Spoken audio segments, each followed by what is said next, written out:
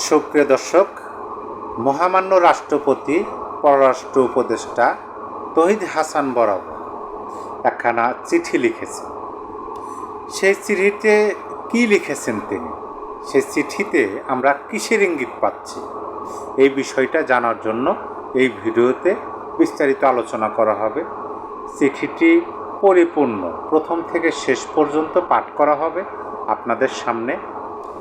চিঠিটি পাঠ করার আগে যে বিষয়গুলো সম্পর্কে আমাদের কথা বলা উচিত বলে আমি মনে করি, আমরা এই বিষয়গুলো জানি, তারপরও চিঠিটি পাঠ করার আগে আমাদের উপস্থাপন করতে হবে বলে আমি মনে করতেছি। দেখেন, মহামান্য রাষ্ট্রপতি তিনি আমাদের সংবিধানের ধারক বাহক, তিনি আমাদের সংবিধানের রক্ষাকারী, অর্থাৎ তার যে চেয়ারটা, রাষ্ট্রপতির যে চেয়ারটা, সেই চেয়ারটা আমাদের সাংবিধানিক, আমাদের সার্বভৌমত্ব, আমাদের স্বাধীনতা এগুলোর অক্ষুণ্ণ রাখার প্রতিশ্রুতিবদ্ধ, এবং তিনিই পারেন এগুলো অক্ষুণ্ণ রাখতে। আর একটা কথা আমি আপনাদেরকে বলি, এই যে বর্তমান অন্তর্বর্তী সরকার, এই সরকারের প্রধান যিনি উপদেষ্টা, তিনি অবশ্য বলেছেন যে তাদের নাকি নিয়োগকর্তা ছাত্ররা, কিন্তু প্রকৃতপক্ষেই তাদের নিয়োগ দিয়েছেন কে সাংবিধানিকভাবে মহামান্য রাষ্ট্রপতি। আমরা এইটাও জানি, যিনি নিয়োগ দিতে পারেন বা দেন, তিনি সেই নিয়োগ বাতিলও করতে পারেন। চিঠিটি পাঠ করার আগ পর্যন্ত এইটুকু আলোচনায় থাক। আমরা এখন চিঠিটি পাঠ করব, প্রথম থেকে শেষ পর্যন্ত হুবহুব আপনাদের সামনে উপস্থাপন করব। আপনাদের বিবেক, বুদ্ধি এবং যুক্তি দ্বারা বুঝতে চেষ্টা করবেন যে মহামান্য রাষ্ট্রপতি তার লেখা চিঠিতে কিসের ইঙ্গিত দিয়েছেন। চিঠিটি পাঠ করার পরে আমরা আবার আলোচনায় ফিরে আসব। চিঠিটি শুরু হয়েছে এরকম: রাষ্ট্রপতি, গণপ্রজাতন্ত্রী বাংলাদেশ, গণভবন, ঢাকা, তারিখ 28শে সেপ্টেম্বর 2025। প্রিয় সহকর্মী, আসসালামু আলাইকুম। আমার দেহের উত্তাপ প্রশমন এর জন্য এবং আপাতত আমার স্থিতির জন্য আমার প্রতিক্রিয়া আপনাকে অবহিত করছি। আমি বিস্মিত ও গম্ভীর। তবে কেন?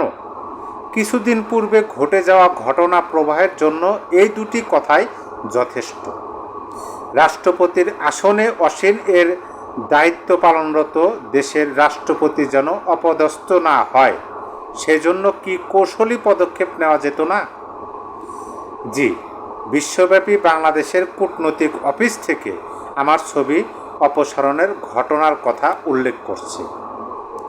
আমি রাষ্ট্রপতি হিসাবে সাংবিধানিক দায়িত্ব নিষ্ঠার সাথে পালন করে যাচ্ছি, সরকারকে সর্বাত্মক সহযোগিতা করছি।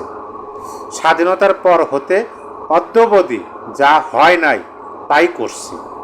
প্রায় অর্ধশতাধিক অর্ডিন্যান্স জারি করে সরকারকে আইনগত পূর্ণ সহযোগিতা করছি। সরকার আইনগতভাবে সবল অবস্থানে আছে।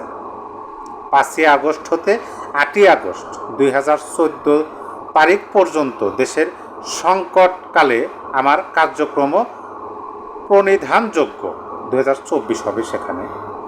পরবর্তী সময়ে সরকারের উত্থাপিত সকল কার্যক্রমে আমার অবস্থান স্বতঃস্ফূর্ত এবং ইতিবাচক।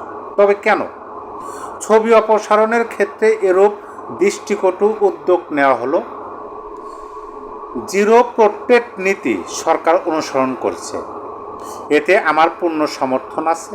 আমি তো আবদার করি নাই যে আমার ছবিকে দায়মুক্তি দেওয়া হোক।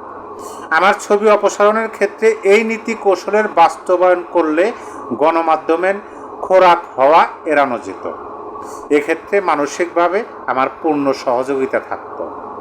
এক রাতের মধ্যে প্রতিযোগিতামূলকভাবে আমার ছবিটি অপসারিত হয়ে শুধু গণমাধ্যমে উপজীব্য নয়, বরং সামাজিক যোগাযোগের মাধ্যমে বিশ্বব্যাপী আমার সম্মান দুলঙ্ঘিত হলো।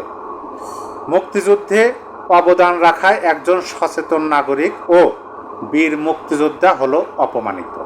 আমার কোনো অভিযোগ নাই, তবে আছে বুক ভরা আর্তনাদ। আপনি সুস্থ থাকুন, দায়িত্ব পালনের ক্ষেত্রে আপনার আপসীন ও অবিচল আস্থার ধারাবাহিকতা বজায় থাকুন এবং মহান সৃষ্টিকর্তা আপনার প্রতি সহায়ক, এই কামনায় জনাব মোহাম্মদ তৌহিদ হাসান, মাননীয় উপদেষ্টা, পররাষ্ট্র মন্ত্রণালয়, ঢাকা, মোহাম্মদ শাহাবুদ্দিন, রাষ্ট্রপতি। এই যে মহামান্য রাষ্ট্রপতির চিঠিটি আমি পরিপূর্ণ পাঠ করে আপনাদেরকে শোনালাম, আপনারা শুনলেন। তিনি স্পষ্টতই কিছুদিন আগে ঘটে যাওয়া মহামান্য রাষ্ট্রপতির ছবি বাংলাদেশের বিভিন্ন কনসুলেট অফিস অর্থাৎ বিদেশে অবস্থিত বাংলাদেশের দূতাবাস থেকে যে নামানো হলো রাতারাতি, তিনি এই কথাটাও কিন্তু এখানে স্পষ্টভাবেই উল্লেখ করেছেন যে প্রতিযোগিতামূলকভাবে, মানে কার আগে ছবিটা কে নামিয়ে ফেলে, এরকমভাবে যে নামিয়ে ফেলা হলো, এটা শুধু একটা দেশের রাষ্ট্রপতিকে অপমান করা হয়নি, একজন বীর মুক্তিযোদ্ধাকে অপমান করা হয়েছে। এই কথাটা কিন্তু তিনি স্পষ্টভাবেই বলেছেন। যে এখানে বলেছেন, মুক্তিযুদ্ধে অবদান রাখায় একজন সচেতন নাগরিক এবং বীর মুক্তিযোদ্ধা হলো অপমানিত। এক নম্বরে তিনি একজন সচেতন নাগরিক, কারণ তিনি রাষ্ট্রপতি। তিনি কিন্তু এই সরকারের মতো অনির্বাচিত একটা সরকার নয়, তিনি নির্বাচিত একজন প্রেসিডেন্ট। তিনি এই রাষ্ট্রের প্রতি মানে স্বামী। তিনি এই যে দীর্ঘ একটা লেখার চিঠি লিখেছেন পররাষ্ট্র উপদেষ্টা জনাব তৌহিদ হাসান বরাবর, এর চেয়ে কম লেখা 2টা বা 4টা লাইনের লেখার মাধ্যমে এই সরকারের নিয়োগ বাতিল করার ক্ষমতা মহামান্য রাষ্ট্রপতি তিনি রাখেন। এই কথাটা সবাই জানে। দেখেন, মেটিকুলাসলি এই সরকার ক্ষমতা গ্রহণের পরে আমাদের মহামান্য রাষ্ট্রপতিকে অপসারণের জন্য তারা নানানভাবে চেষ্টা করেছে। তারা রাজপথে মেটিকুলাসলি মহামান্য রাষ্ট্রপতির ভবন ঘেরাওয়ের কর্মসূচি পর্যন্ত দিয়েছিল, সেখানে তারা ব্যর্থ হয়েছে। রাজপথের কার্যক্রমে ব্যর্থ হওয়ার পরে তারা এই সিদ্ধান্ত নিতে আমরা দেখলাম যে এমন কিছু কাজ করা যে কাজের পরিপ্রেক্ষিতে মহামান্য রাষ্ট্রপতি নিজের থেকে অপমানিত বোধ করে তিনি যেন সরে যান। সেটাও যখন হলো না, তখন তারা প্রকাশ্যে বিশ্বব্যাপী তাকে অপমান করা শুরু করলো।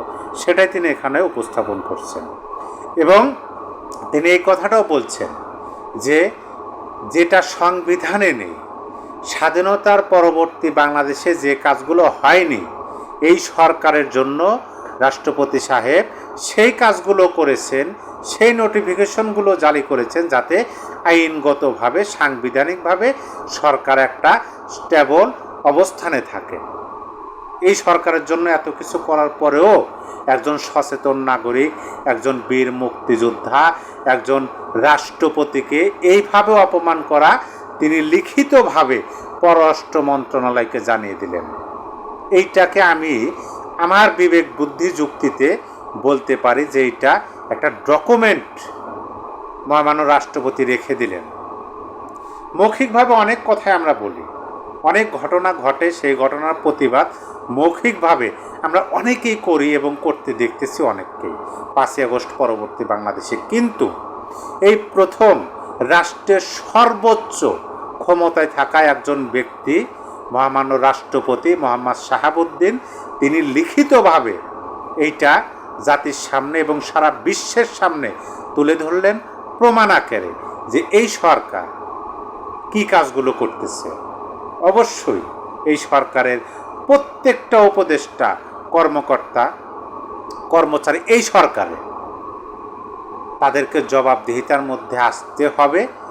আইনের দ্বারস্থ, আইনের সমর্পণ তাদের নিজেদেরকেই করতে হবে একটা সময়। আমি এই কথাটা আপনাদেরকে বলে রাখলাম, কারণ এই চিঠিটা শুধু তিনি যে মহামান্য রাষ্ট্রপতি যে বললেন তার বুকের মানে আর্তনাদ, তিনি স্তম্ভিত, এগুলি প্রকাশ করা না। এখানে একটা লিখিত দলিল তিনি জাতির সামনে রেখে দিলেন যে এই যে দলিল, এই সরকারের কর্মকাণ্ড কি করতেছে এই সরকার। যাই হোক, আরও অনেক কথা বলার ছিল। অবশ্যই আপনাদের বিবেক বুদ্ধি এবং যুক্তি আছে, আপনাদের বিবেক বুদ্ধি যুক্তি খাটিয়ে মন্তব্যের ঘরে আপনারা মন্তব্য করতে পারেন। কারেন্ট চলে গেল, অন্ধকার, আমি চাই না অন্ধকারে কথা বলি। সবাই ভালো থাকবেন, আল্লাহ হাফেজ।